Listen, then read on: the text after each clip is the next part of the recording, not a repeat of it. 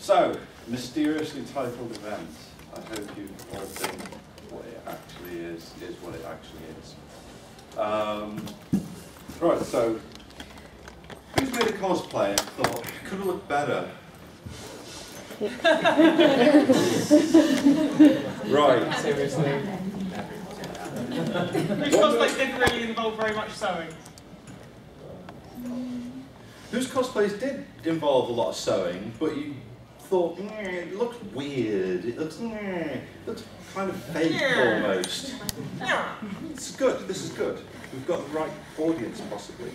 Right, what I'm going to talk about is that final touch, that thing that makes something go from, to, okay, it looks like a real object in the real world that, you know, looks like it's been around for a while and exists.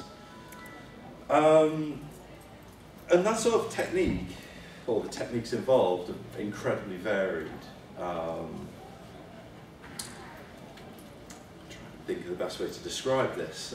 This was kind of like a last minute idea that I had, and then didn't really think Which bit? the whole through. This bit? Yeah. Well, no. Weathering. Right. So one of the first things you can do to a piece of clothing is weather it. It does what it sounds like. Basically, you're emulating long-term use. So you know you've got McAdventurer, the adventurer. He goes out and he adventures every day. He doesn't go home to his mom and get his uniform all beautifully pressed and cleaned and steam cleaned. It's all like perfectly clean, and you know there's not a mark on it. All the blood stains are gone, and all the dragon spit and stuff like that. That's still on there. It's still going to be there when he gets up in the morning and has to go and do more adventure. And you know he's probably been out in the sun a while, so bits of his clothing are a bit bleached, things like that.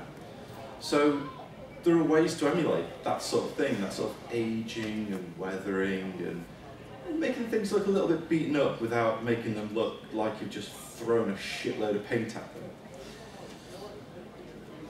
The first thing, and the most obvious thing, comes in the form of these wonderful little tins with special spray things on the top, also known as the spray paint can. Right. This vast array of different fabrics, which you may have seen before, walking around on the back of a vulture-shaped creature. Has about 7 different spray paint colours in it. I'll pass it around. They were all black. They were all basically black. They were all black. Yeah. So each and every layer was originally just black, dull, boring black. So I've spray painted white, grey, black, red, gold, silver, all sorts of different colours in there, because I kind of looked at it and I thought, right, okay, what other colours does this guy wear? Okay, he's got red on him, and he's, you know, it's kind of a fancy character, and surely dyes aren't that good, so, you know, this has been touching the red, so there's going to have been transfer, you know, and other guys around him are red, and, you know, he's not a particularly nice creature, so he's probably killed a few things, there's going to be red on for that. But you don't kind of want to go, big red blood patch there, because he's going to have gone, shit, there's a bit of murder there, wash it a bit, it'll go away. But there'll be a residual stain, so you know, when you sort of like look at it close up, when I pass it around, you go, oh shit, it's like this hint of red there, it's like a little patch.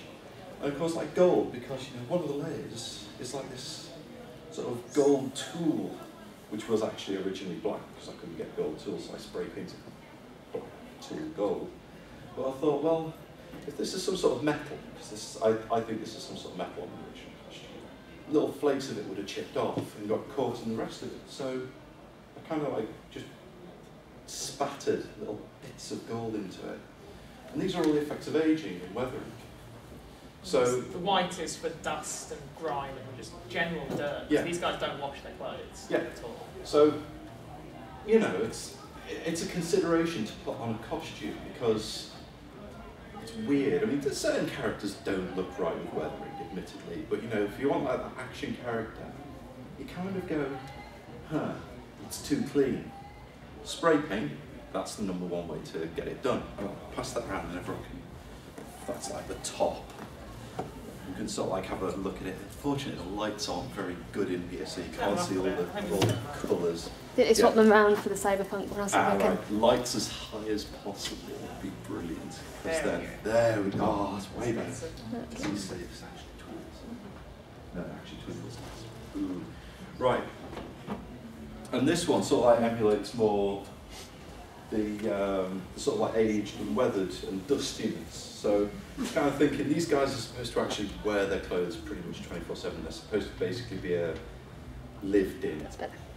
They're supposed to sleep in them, eat in them, walk around in them. So I was kind of like, well, it's going to be dusty because he's living in this old, dusty, horrible castle. And you know, the dye for the fabric is going to be, you know, fading in places. So rather than actually fading the dye, I did exactly the same thing. I spray painted it and I airbrushed it, and I put like little lines. And in some places I actually got a little bit of paint and just rubbed it in place. Like things have been touching him and things have touched him and he's brushed against things. It's like the emulation of real life. Please don't criticise me on the back of this. I couldn't figure out a way to close it off without making You don't need to, it's the back. the whole costume look terrible. I don't think anyone in here has a costume that's perfect on the front and the back. But yeah, the whole idea is making things look real. When they made the actual film that this was based on. Yeah, when they made the actual film this was based on, the story is absolutely fantastic, I think. They got in a lot of seamstresses that didn't actually work for Henson Studios. This was the Dark Crystal. This was from the Dark Crystal, so Skeksis. And the seamstresses, you know, they were like, oh my god, we're getting to work with these beautiful silks and satins, those wonderful expensive materials. And, normal movies don't let us work with this sort of stuff. And they made these beautiful, pristine costumes. And Brian Froud, who was the concept designer, came in and went, no, these guys are supposed to be filthy, they're supposed to be really, really dirty. Dirty them up. So they were like, oh, okay. And they like put a little bit of weathering on. And then Brian Froud came back and went, no, they're supposed to be really dirty, ragged and horrible. So like, okay, they used what's called mild weathering techniques, where you get things like sandpaper and things, like rub the fabric and stuff, which kind of like makes the fabric worn in. And he came back and he went, no. And he got a knife, went up to the costumers and he went, like this. And he just started shivving their costumes that they made, and like the seamstresses were all like, and then he went, and then I want you to do this, and got a spray can and went, perfect. And they all went, P45s. We're gone, you bastard. And they did. They had all the seamstresses who were working as temporary staff members to Henson quit on the spot because they were so offended that this stupid West Country artist came along and destroyed their beautiful work. And he was kind of like, oh, so there a method of weathering where you tie the clothes behind a car and just drag them down? Yeah, you can kind of do that sort of stuff, but I think it's absolutely gross what they do. If anyone's ever seen the third Evil Dead film, the reason why all the clothes look so realistic and raggedy and disgusting is because what they did was they got all the clothes, took them out into the movie parking lot and placed them all over the road and just let the cars drive over them for 6 months. And then they came back and went, perfect! It's got 6 months of shit all over it. Put this on Bruce Campbell. He was like, yeah, right, I'm Bruce Campbell, I'll do anything. Money involved, okay. Right, so I kind of like touched on fabric, because I really want to touch on fabric because it's the most common thing. And really, what I'd say is each time you're making a costume, get a bit of the fabric and just go, okay, let's see what I can make this fabric look like if I do this to it, and this to it, and this to it. And what if I get sandpaper? It looks more real. And think about like where the costume's being worn. So like on the knees, if it's a character that isn't just like sitting in a throne all day, if it's a character that's like, you know, going out to battle, maybe he's kneeling down, the knees are going to show wear, the elbows are going to show wear, shoulders are going to show wear. You know, if he's wearing a piece of armour on his shoulder, on a piece of fabric, there's going to be wear around where that piece of armour sits, where it's moving back and forth and rubbing the fabric and destroying the fabric fibres. You know, just think of adding those little touches, because if you're actually entering competitively A judge will go, swoon, because they really like that little touch of detail, that little consideration. If anybody watched the Euro cosplay this year, there was a Davy Jones that had some very nice weathering. I mean, he was basically covered in seashells as well, but on the other bits, he had some very heavy weathering. You can overcook things. You can go, I want this to look really dirty. Oh, like spray paint all over, and then it just looks like you spray painted it black. So subtlety, but don't be delicate. Is the key of the day, and that's weathering really. There's a lot of techniques. You can sponge, you can stipple, you can spray, you can spatter. Like if you need spatters, one way I saw spattering done really cleverly was this guy got a tongue depressor, lollipop stick. And I haven't tried this yet, but it's kind of like, yeah, it'll work. I understand how it works. And he got the spatula, the tongue depressor, and sprayed with the tongue depressor at a slight angle. So the paint was hitting the tongue depressor, but then being forced off by the pressure of the air. But because it wasn't coming out the nozzle, it wasn't coming out in a spray, it was coming out in a spatter, because it was secondary paint.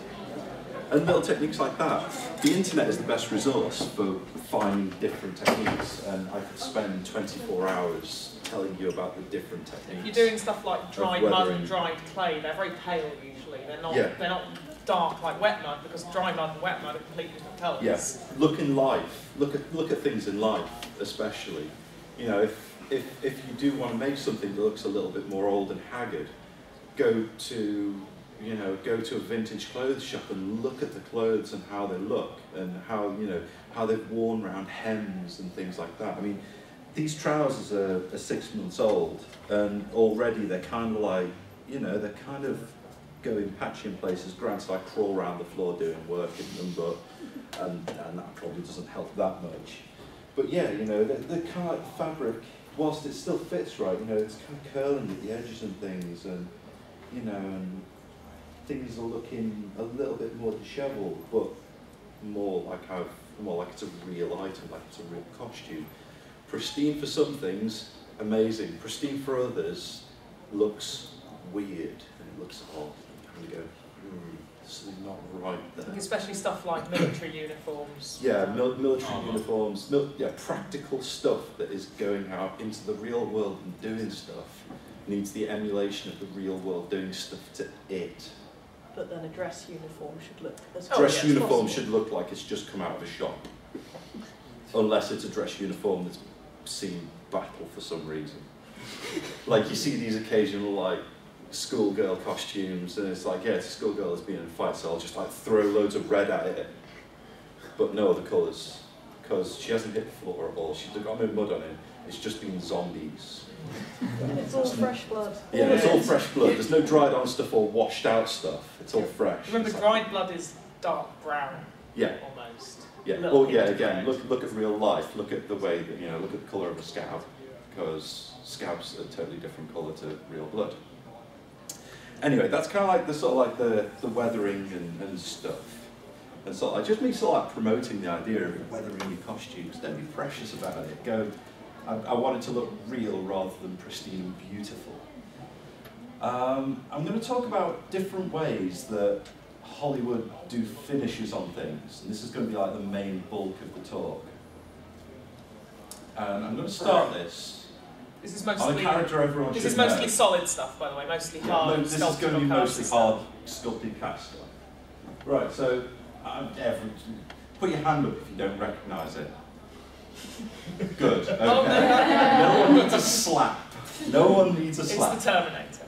Right. There is a massive misconception with this guy because of the way he was made in the first film. Everyone goes, "Oh, I can't do that because it's chromed and chrome costs too much." They're true as far as the first film's concerned, but in the second film, chroming is a complicated. I think it's an chroming has to be done in a process. laboratory, basically. It's an industrial laboratory. Because you can't have any contaminants, and it has to be a dust-free environment and all that crap. Basically, on the second film, they were like, right, okay, so we need to make more, and we need to make more. So they went back to the chroming company that went in for the first time. The chroming company went, oh, no, we've got to make them order now. If you want one of them, going to have to make 2,000. And they were kind of like, yeah, we need 7. And we don't really have the room for the other 1,993 of them. So what they did was they got a bunch of their guys together and said, right, okay, find different ways to make metal effects. And they tried doing things like metal additives to resin. It's kind of, it kind of looks weird because it kind of goes milky. And they were trying like metal spray paints and things, and it's kind of like, no, it looks like metal spray paint because metal spray paint has a very unique look to it.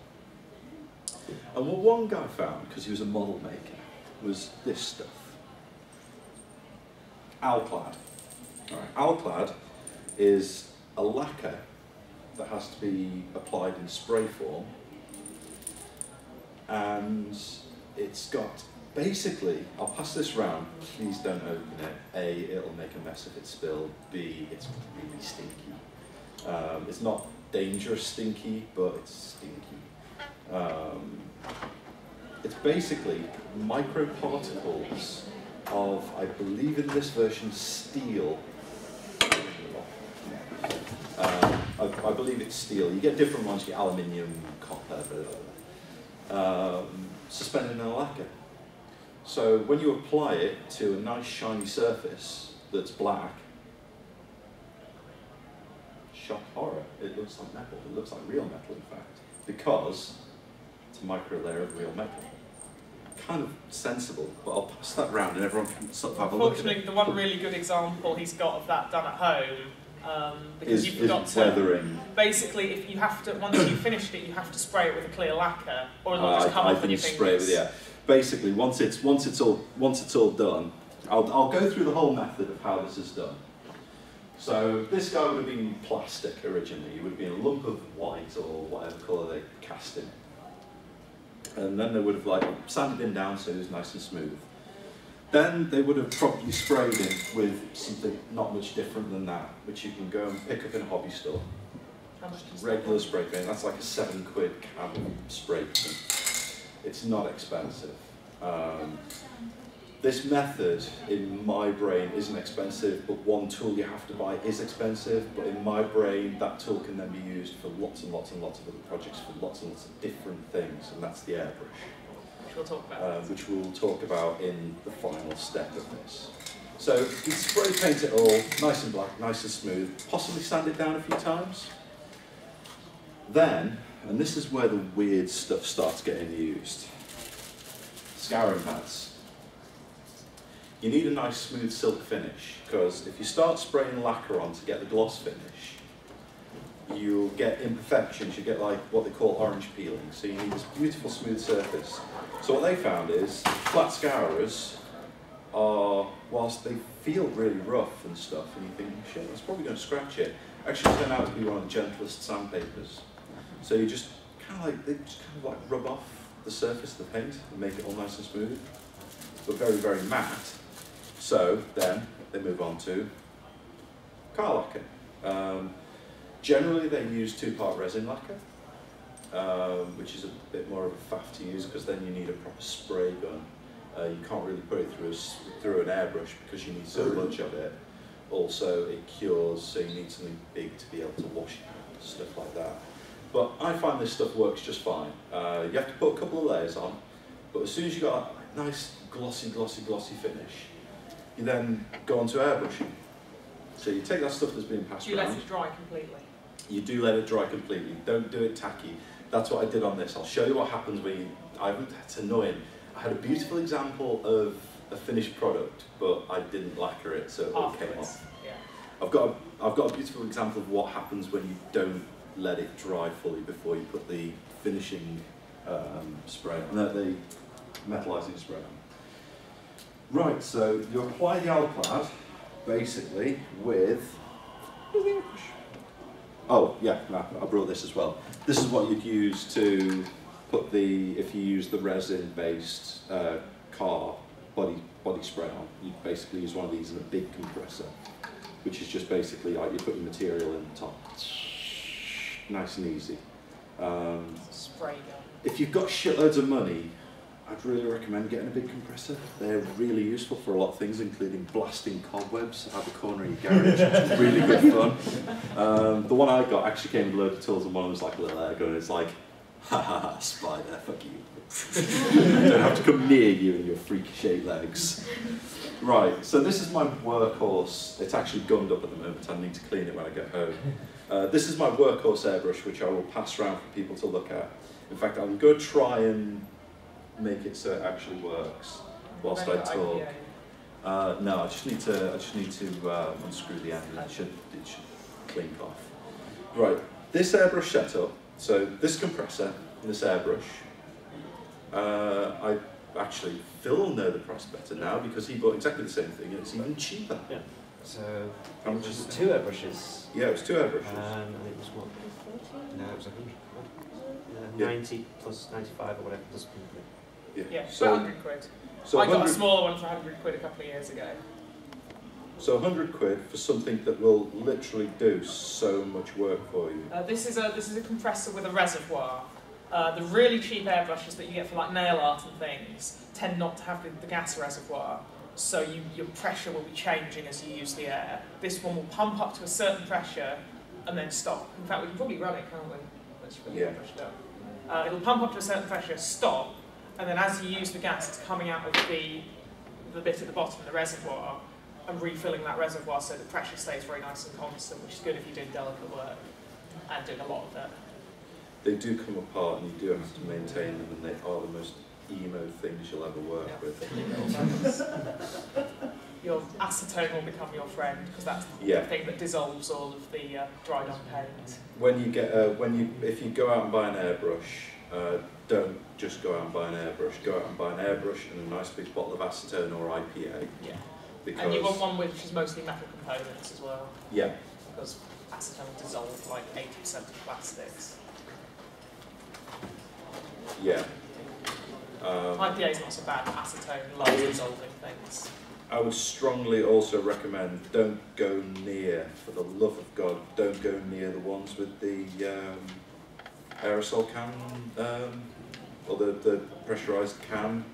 Oh yeah, things. Air ones. The gas ones, they're shit. Mainly because if you're doing something bigger than a model airplane,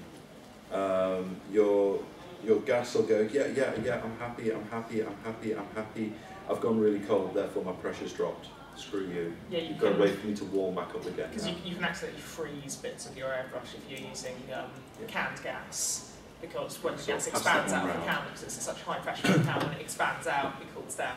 The material goes in the top pops off, but it's a bit tricky to get off. Yeah, this is a gravity feed airbrush. Yeah. There's also suction feed airbrushes which have a little pot underneath. Gravity feed tends to just be easier to work with. So yeah, I mean a lot of the colours that went into the 2 bits of fabric that I sent around were also airbrushed. So that's how you put the metallizing spray onto an object. Or if you want to start spending a little bit more money, you can be mad like me and spend 250 quid on an airbrush. Yeah, I fixed it now. Because you were really upset with it. I was really upset with it. I was like, shit, I spent so much money on it. I was like, oh, it's because I've screwed it up myself. I had to take it apart and fix it inside. Yeah, airbrushes can get expensive, but like all things, the more money you spend on it, normally, sometimes there's a bit of a law of diminishing returns. The better the finish, and this airbrush is amazing. Have you got your cable for the airbrush? No. Okay, so we can't actually run the compressor. No, we can't run the compressor. But yeah. It's nice and quiet, this compressor. We can run it for a second just to show how quiet it is. I was surprised. Yeah, they can be a bit noisy. You know, if you're living with somebody else and... Don't run them at 4 in the morning. Yeah, don't run it at 4 in the morning. Somebody referred to this as... shit, how did they exactly... a low humming farting noise. That's how they described it. In fact, I think it was actually the people who I bought it from. Because I was kind of like, is it noisy? And they were like, no, it's not noisy. And I was like, well, no, I need more than that. Is it going to be loud? Because I was living at my parents at the time. I was kind of, is it loud? And the guy, I think, just got fed up with me badgering him for like the sound of this thing. And he said it's like a low humming farting noise. Is it letting the air out? Yeah, it'll be, yeah. It's like, oh, that's actually quite nice. So yeah, so what it's basically doing now as an airbrush, there's a little motor up here, it's going pumping, so it's sucking air in and it's pressurised, well, if it was attached to something it'd be pressurising it down in this little tank here. It would stop Because after eventually, about 30 seconds. yeah, eventually what it'll do is it'll just stop like that. But everything will work again. Yeah, there's like pressure gauges and stuff, and you can set your pressures. Pressure's very, very important. Practice with your pressure if you get an airbrush. Because the first time you'll use it, you'll plug it all in, you put your material in, and you go, and you just like, all the paint, and it'll be like, that's terrible. All but the cheapest airbrushes are also usually dual action. Yeah. That means you've got a button that the little button on the top of the airbrush, it presses the down, actual airbrush, but it also goes down, back and forth. But it also goes back and forth. That is basically the down for air, back and forth for paint. Spread of paint, basically. And you can basically, they're both analog, so they both operate at multiple levels. Yeah. Although the press on that one's really Sticky, not a lot of, it's not sticky, it's just not a lot of play on it. Yeah. But again, it's kind of like a practice thing, you know, don't for the love of God make a beautiful object and then use it as your first time ever airbrushing something. Yeah, If you're going to invest, get a bit of old crap. If you're going to invest the £100, you want gravity feed, dual action. Those are the two things that. Yeah, well, not necessarily gravity feed. Yeah. Dual action. Well, even so, even not gravity feed. Yeah, but if you're going to that isn't done with the gravity. That isn't done with the dual action. Okay. That's done with a single action pistache. Yeah, but if you're spending the £100 anyway, dual action is more versatile. Well, it depends on what you're doing. But yeah, it's more useful. As you started using airbrushes, you'll start learning about different types of airbrushes, and you'll go, you know what, I really want one of them, and you'll find your favourite airbrush. Start out cheap, work to more expensive, and basically work out what you use the airbrush for, and then go, right, okay, I never do fine little details and go from thin to thick.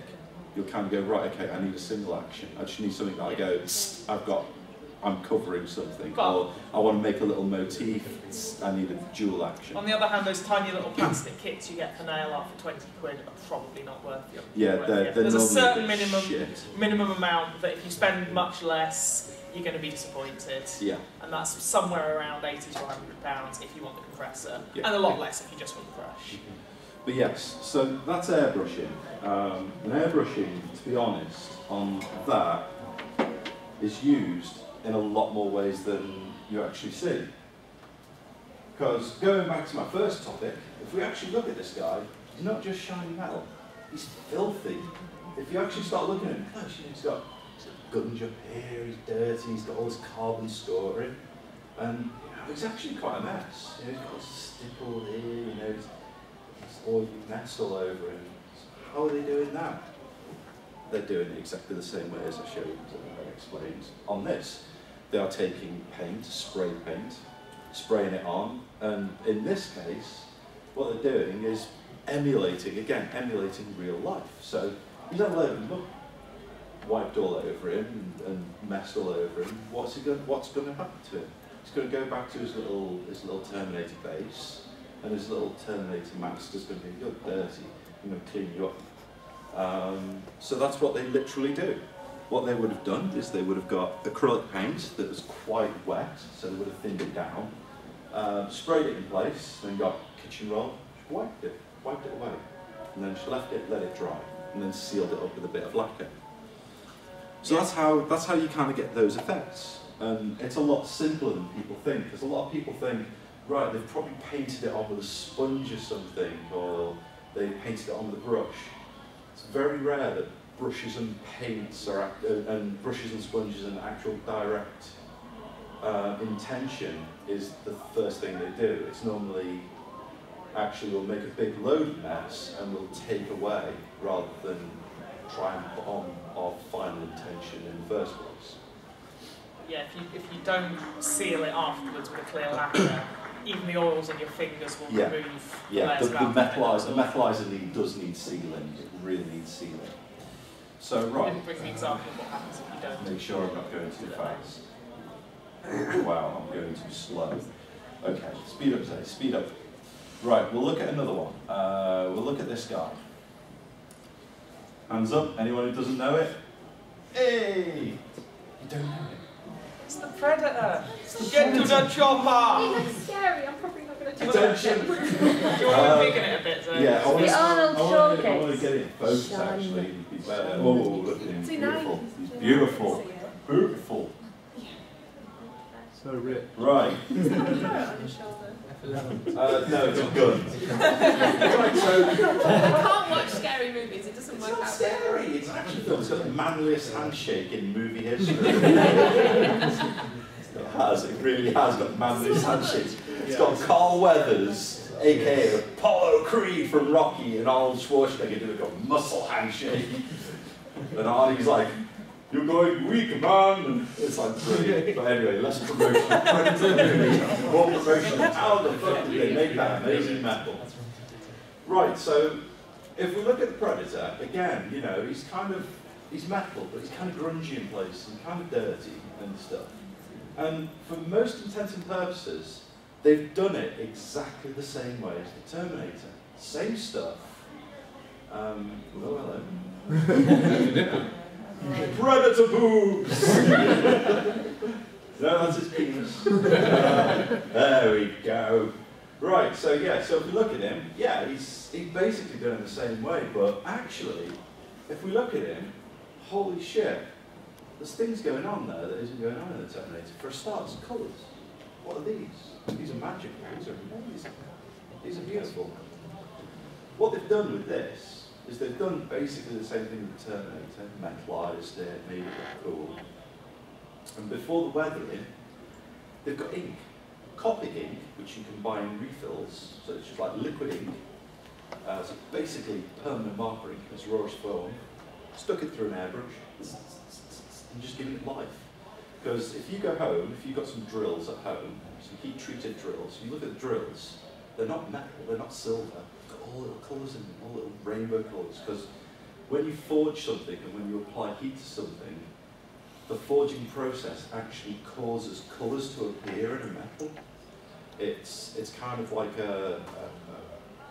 I don't know anything about metallurgy whatsoever, but I'm guessing it's kind of like some sort of chemical reaction. Adding oxygen and heat together causes the metal to turn into colour. So you can do it, and you can do it just ever so subtly. How do they do like the stipply bits? Well, the stipply bits are exactly the same. You know, that's just finding something that's got this pattern on and just going and just padding it on and just stamping and doing things with it. So that's not part of the stuff. So possibly Smooth. sponging. No, that'll be. Say again, sorry? So possibly like sponging or something. Yeah, it'll just be a sponge. It'll just be infected. It's like a She shoe. likes these boot prints. So it's the same method. It's exactly the same method. Yeah, I'm going to have to start going a bit more rapid because I've actually gone a lot slower than I expected. And again, you know, much to people's dismay who spend fortunes on chroming their Daft Punk heads, I'm sorry to say, exactly the same shit. And the way he did that is exactly the same way that we did the Predator, but he did just use a lot more ink. They sprayed on yellow on top of silver. So that's just alclad, is it? Yeah, well, it's not alclad. This is where I'm going to go on to a different material slightly, because as it turns out, alclad's actually a little bit. Passe. It's a little bit of an arse to use actually, because they only make it for a start in some bottles. They don't do bulk, which is really irritating.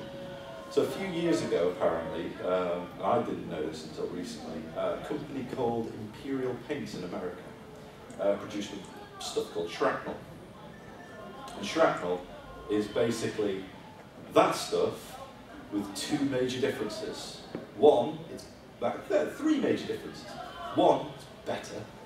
Two, it's smellier. And three, it's really fucking expensive. It's not actually more expensive gram for gram. It is. It's about twice the price. Which, when you think about how much you need, actually kind of adds up. But the bonus is it comes in much bigger quantities, much bigger quantities. You can buy the stuff by the gallon if you want. However, this little bottle, which I haven't used any of yet, which is only half full, is 50 quid. So it's expensive, but the effect you get, ooh, beautiful. That looks like metal. That looks like metal. So you haven't actually started playing with that? I haven't tried this yet, You do but that I've for graphing? seen it used. Yeah, this is for graphing. Exactly. Yeah. But it's done everything else, aside from the material, done in exactly the same way. So that is metallizer over lacquer over undercoat, and then seal. And the finish you can get, and this is shit that you can buy. I mean, okay, the Alcloud, yeah, you can buy everything else in the shop except in the hobby shop except the shrapnel. Shrapnel has to come from a special dealer, which I'll touch on. But yeah, this is stuff that you can do in your garage. It's not, you know, it's not some sort of like mysterious dark art that's available only to people in expensive, well-paid jobs. PPE fairy. I'm the PPE fairy. Yeah.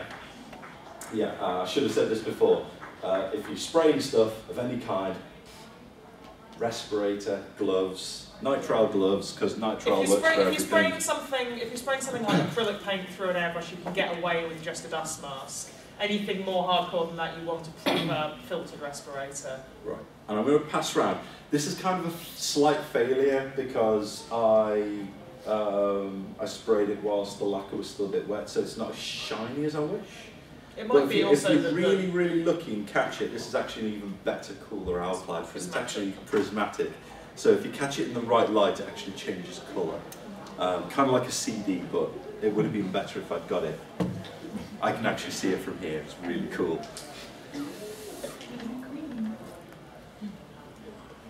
But yes, so yeah, that's how you make metal, and that's how you sort of like make aged metals and stuff like that. And whatever. You can get these really cool things where if you've got a metal powder that's actually got real metal in it, like iron, you can put an additive on that rusts it on the spot, real rust. That's kind of a different thing. Yes, that's not what we're doing here. But there's so many really cool finish effects you can get with metallizers. You know, you can do brass and bronze that looks like it's got proper green patina and all that sort of stuff. But that's a little bit outside of what we're doing here. It's just that stuff is available. Research it in your own time, sort of thing. Hands.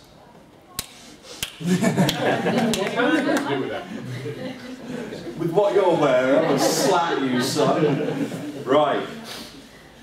Unfortunately, this isn't the best example of what I'm going to try and talk about.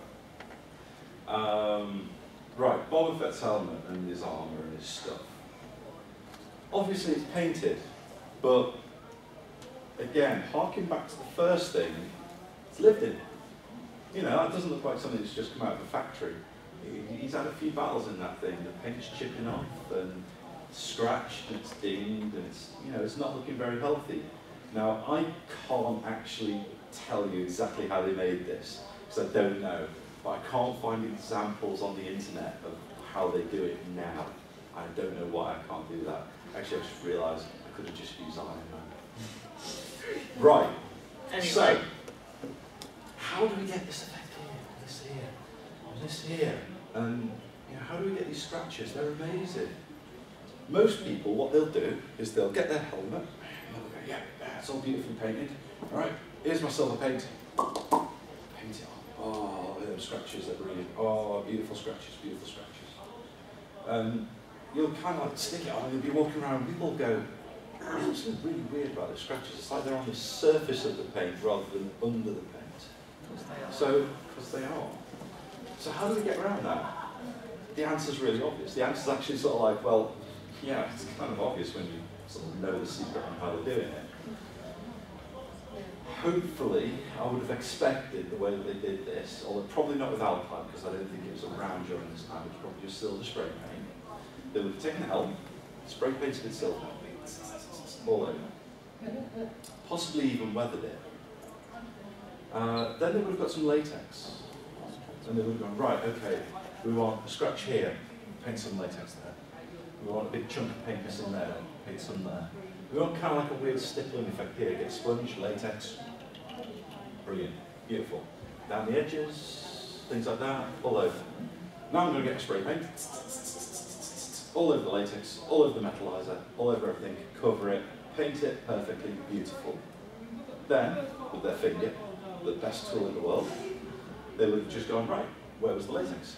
Rub it up. And the latex comes away, the paint comes away, the metalizer doesn't. So we're literally emulating the real world, how paint chips actually work. You can apply this to your little Games Workshop tanks. Yeah, you can. If anyone like does Games Workshop stuff, you can do some really cool shit with this. Because what you can literally do is you can go, right, okay, a little tiny bit of latex, spray silver, tiny bit of latex, spray paint over the top.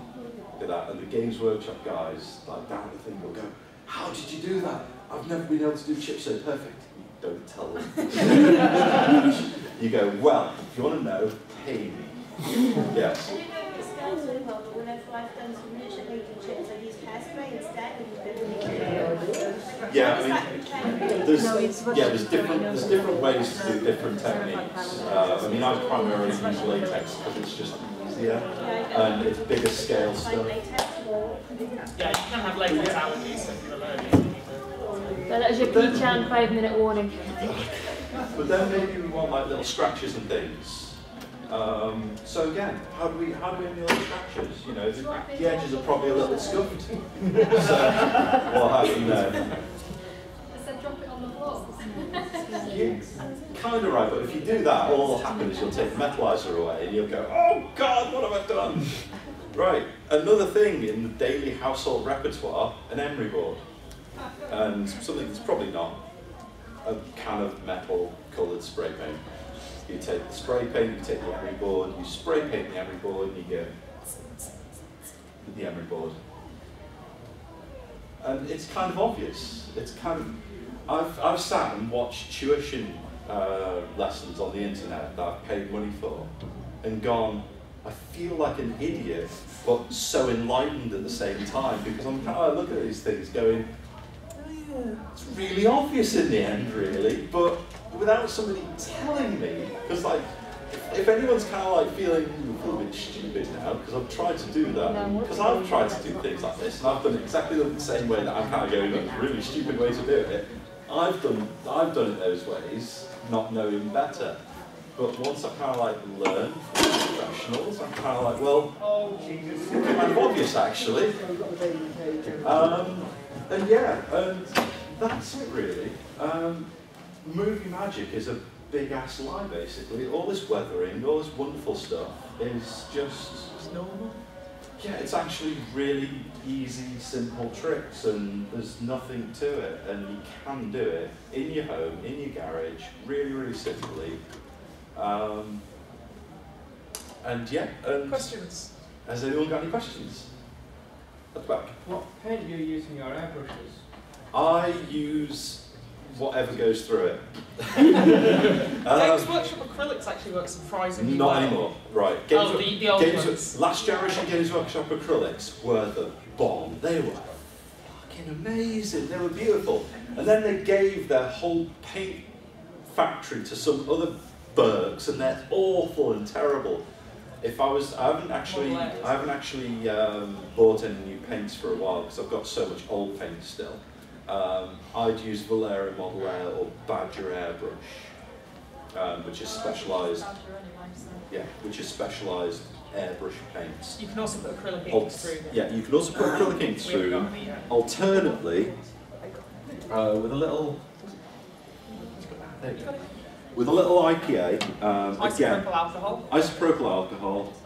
You can buy it at places like East Coast Fiberglass Supplies. It's actually quite cheap. Don't drink it. It's not drinkable. You'll kill yourself. Get as high an alcohol purity as possible, and then mix it with water. Highly flammable. Basically, get a high quantity alcohol content as possible for value. Add your own water. So what I've found is about 30% that, 70% water, and then mix paint with it. Dale Rowney. Don't go cheap. Cheap paints, what they do is they go, right, okay, we need to make this paint go further. What we'll do is we'll get loads of paper, pulp, and crap, and put it in the paint because no one will notice. Most people use it in kits and don't notice, but the good stuff is what you want. This tube of paint has lasted me since college. It lasts really long. It really lasts a long time. Okay, it's pink. I've probably not used it as much as other paints like black, but I think I've actually got an old black tube still kicking around that's still got a little bit of life left in it. So yeah, so that's the paint. You can buy off the shelf or you can make your own, but always water down and make sure that you're not buying cheap shit that'll just go, ha ha ha, I'm just going to ruin your airbrush and you're going to spend the rest of the day cleaning. Peeking out watch yeah. tweezers. Yeah. Any other questions? Yes. About gold. Gold, right, okay. The best question. Right, gold. Who's seen Iron Man? Yeah. Right, isn't Iron Man's gold beautiful? Isn't it? Oh my god, that gold is so sweet. Wow, it's the best gold ever. Why, you ask? Well, does anyone want to hazard a guess that doesn't know? Is it actually gold? Right, Gold. what they basically did was they went, right, we need to make gold bits, we'll do it this way. Put it on set. Oh, it doesn't look like gold. Okay, we'll do it this way. No, it doesn't look like gold. What looks like gold on screen? And some bright spark went, gold? So they went, okay, that's kind of expensive. How can we put gold on it that, oh, hang on a minute, what we can do is we can electrolyze a layer of gold on. Now what I'm not saying go out and get all your stuff electrolyzed gold, it's kind of expensive. You know, if you're rich, then you can knock yourself out. What you can do, and how they did the helm for the other Daft Punk character, is they sprayed it silver first, and then they inked over, then they well, it wouldn't be an airbrush, it probably would have been spray gun. You can get much smaller spray guns that do smaller stuff, but you need a lot more material at a lower pressure, basically, and just spray on ink. I think it's camel that they use to do gold. Yellow, basically. Yeah, it's like an orangey, umbery yellow. Again, it depends on what type of gold you want, because there are a lot of different qualities of gold. You get gold with brass content and silver content, the content copper. Remember, if you're doing anything that involves brass or copper, don't let it anywhere near latex. Yeah, you cannot do the latex method with. Well, actually, you can. You It's can, dry already. because you're taking the latex off anyway. No, but the latex won't dry. When? Latex into contact with copper will never dry. I didn't know. It I thought it just rotted it. Yeah, but Yeah. I think it rots it in, so it goes gooey. It's nasty. That is the magic secret to gold. In the absence of big fat stacks of cash. Just colour it in. Yeah, you literally just ink over the top. And again, it'll take a little bit of practice to get it right. But once you've got it right, it's right. I'm sure it's Copic inks. You know my contact details, don't you? Yeah. Ping me, I'll find out. I think we're probably ready. Yeah, we are. Has anyone else got any questions? This is going good. Go on, burning questions. Yes, you've got burning questions. I would. Should have done a crib sheet for it. Should have done a crib sheet, really. To be honest, most of the stuff is hobby shop stuff, so antiques. Most towns have an antiques now or a hobby shop. Just get this came off eBay. Alclad comes from a hobby shop. Your spray paint comes from a hobby shop. I think it's just so they can remember the name. It's Halfords. It's all high street stuff mostly, aside from this, which comes off that. The shrapnel comes from Mold Life. The shrapnel, I'm not 100% recommending it to you, which is why I didn't really say this is the best shit ever. Well, no, it's not because I've not tried it. Basically, I know the guys at Mold Life quite well now because I deal with them on a professional basis. But this came from a bottle which was actually 150 quid. And I was kind of like, I need a little bit. Can you break one down for me? And they were like, since it's you, okay. We can break it down to this amount for this amount. Because so it's part of a 200 quid order. Yeah, I was making a nice big order for them. But yeah, but the Alclad, hobby shops, spray paint. If you can't get Army Painter, Games Workshop spray paint's just as good. I will extol the virtues of miniatures paint. It's way better paint than shit like plaster coats. Don't use plaster coats, it's horrible. I think we need to wrap up. Yeah, I think we need to wrap up now. But yes, if anyone's got any questions that they don't want to ask in front of a million people, just approach me, just ask me. I'm normally happy to answer your question, unless it's like, will you do it for me? In which case I'll say, hey.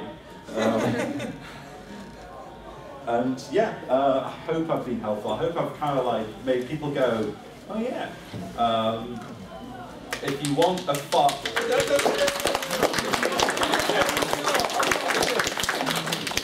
if you want a really, really good in-depth, I'm pimping these guys out so much, but I don't care. If you want a really, really, really good in-depth, very, very long, this is A to B physically, showing you how to do it, StanWinstonSchool.com. It is literally Stan Winston Studios have opened a school on the internet. You buy the video, they're about $20 each. Unless there's a sale on. Unless there's a sale on, in which case they're 50% off and you can get it for a bargain. This is where this method's come from. This is where what I'm telling you has come from. Hands up who doesn't know who Stan Winston is. Okay, people don't know. Right. They made You dinosaurs saw in the Jurassic Terminator Park. here. And the Predator. And I the think Terminator and Various Pumpkinhead and aliens. everything. They made lots of wonderful effects for terrible films as well. I hope I've inspired you, go forth and make things look real.